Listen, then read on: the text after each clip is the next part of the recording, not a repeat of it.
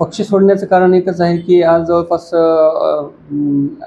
विधानसभेच्या निवडणुका होऊन जवळपास 1 वर्ष होऊन गेले जवळपास. तरी त्यांनी ज्या शेतकऱ्याबद्दल जे आश्वासन दिलं, कर्जमाफी करणार किंवा अजून आता अतिवृष्टी झाली आपल्या हिंगोली, शेनगाव. आत्तापर्यंत असं वाटलं की शेतकऱ्याची दिवाळी ही गोड होईल, पण कोण्याही शेतकऱ्याच्या खात्यावर एक रुपयासुद्धा जमा झाला नाही.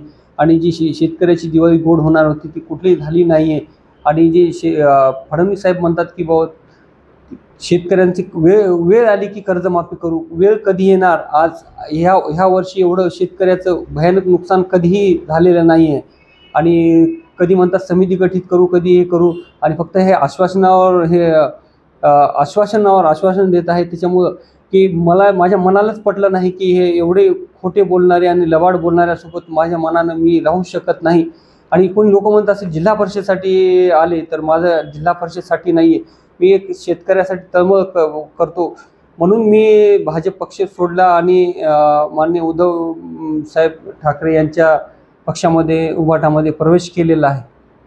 बरं, पुढे काय काम करण्याचं काय नियोजन आहे? या पक्षामध्ये जसे पक्षाने मला जे काम देतील ते मी करायला मी पक्षाचा कार्यकर्ता म्हणून मी काम करण्यास तयार आहे.